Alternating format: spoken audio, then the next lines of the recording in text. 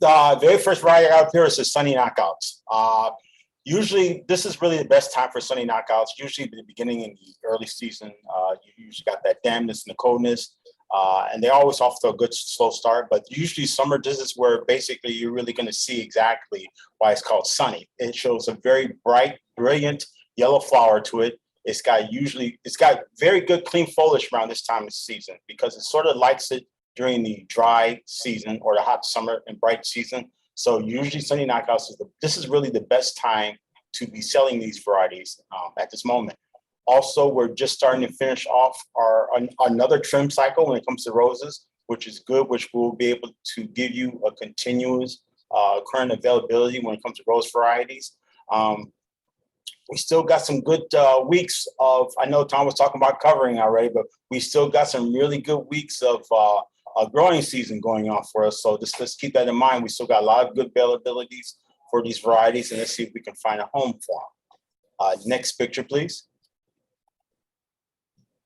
The next one is the two Osa varieties. First one is the Osa double pink. It's more of a double pink flower. It's more of a darker pink with a yellow center. If you want to scroll down, you'll see this. The next one is the petite pink. So it's just like the next one is more of a lighter pink.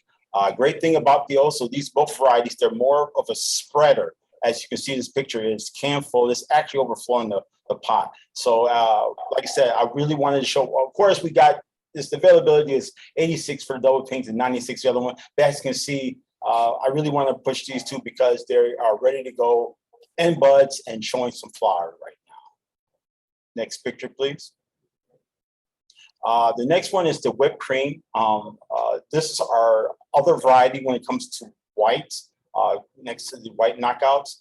Great thing about this one is it's more of a disease-resistant variety, but it does give you, it's a good substitute if you can't get the white knockout. This one also, too, has the beautiful, brilliant, pure white flowers with a yellow center in it. Like I said, as you can see, it's loaded with buds, and it's just starting to show some flowers and colors. If you want to slow down, I wanted to add, this is a last-minute ad. I wanted to do the true series, some of the true series, because we still got some good varieties of these in 3B. You got the true inspirations, you also have the friendship, and you have the passion. As you can see, this is really the prime time for these great varieties because, in fact, they are just starting to show color and they just loaded with buds. Nice, compact, good, clean foliage. You won't be disappointed by these three varieties right now. Next picture, please. This is the Lancero Major Will. Danny does have this on the hot list. The picture you see this on the left. This they are taller than this one. I picked on the picture I got left. But the only reason why I took this picture is I wanted to show you this is this is loaded with flowers. As you can see, once you get these established, you get a nice fence trellis up there against your fence. They will grow and they will give you a brilliant amount of flowers for these, great for pollinators and even hummingbirds also too. But I did want to show you they are loaded with flowers and they are on the hot list. So let's just try to find these things at home before we gotta start putting them away. Hummingbirds are literally no joke with those things. We have one that's probably 15 feet tall that's up against our house, and every day there's at least 20 hummingbirds around there at any given time. So if you're looking for birds or you're looking for any kind of pollinators, it's an absolutely amazing variety. Lindera benzoin. This variety, usually at the beginning of the season, we always don't quite have these in current yet. Jeff usually likes to give these a trim at the beginning of the season, and this is the reason why. I can see this variety, it is can full, it's almost tipping up there to 24 inches. And as you can see, it's a nice, beautiful, brilliant, compact variety. It's good for your natural gardens and everything like that, and also for your landscape. Also, great thing about this is during the fall season, you'll have this beautiful, bright yellow foliage. It gives you some fall color interest for this variety. Usually this variety is a hot seller, but like I said, he did do a finely trim on these. And as you can see, because we did wait, you have a really good result for this variety. Nice compact. We do have these in 2 gallons as well as 3s. But right now, if you want to get these varieties, your 3 gallons is probably the best selector choice for this variety. But like I said, brilliant plant. You won't be disappointed in this one right here. Next picture, please. This is the Aster Pink Crush. If you scroll down, we also have the the grape crush. The pink crush is more in flower. They're starting to show some buds. They are in flowers. The grape don't have flowers yet, but they are starting to get some buds. So if you want to get them, you want to probably aim for the pink crush first. But usually, most of the time, when anybody orders this variety, they probably want both of them.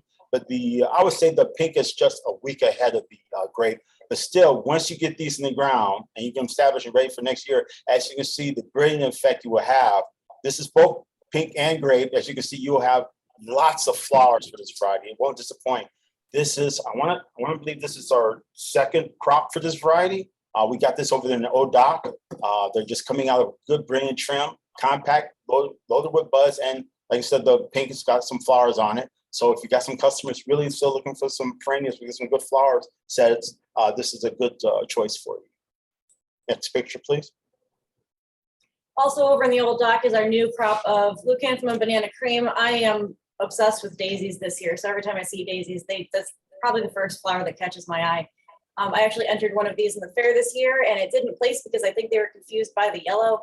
Everybody else had a white daisy, but if you're looking for a daisy that has a little bit more color, a little bit of different garden interest, the banana creams do alternate between a white and a bright yellow. So this is a really awesome variety. They are can full, lots of buds on there, and they're going to fill out really nicely. And we have a very large number of those available for you. And then we're going to finish it up with a couple of phlox. These are both the opening act series, the Ultra Pink and the Pinkadot. The Ultra Pink, as you can see, it's a nice fuchsia color. Lots of flowers on those that are going to open up. They are a continuous rebloomer and they're a good pollinator plant. You could literally use these for anything in your garden. And the Pinkadot variety, again, cut flower, border, landscape container, pretty much wherever you want to put these.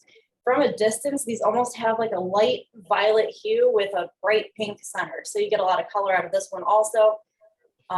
These are not quite as tall as the natural varieties. They're going to stay a little bit more compact than that, but they are going to shrub out a little bit at about 3 feet. They're going to spread just a little bit, not quite as much again as the natural variety. First up is the slender silhouette. These are in a 7-gallon. I just put 50 of them on current.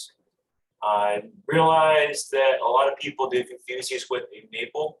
So if you are looking for something that is more of a columnar, upright plant, instead of going with the Armstrong Golds, this is a little bit more of a tighter, compact option.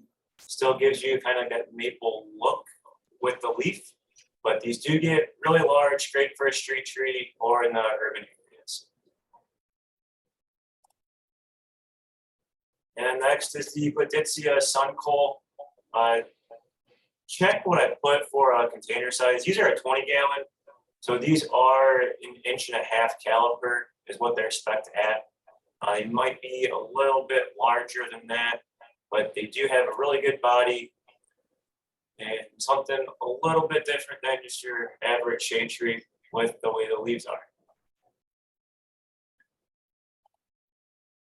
The Catalpa is something we wanted to show. They look really good. They're really big leaves.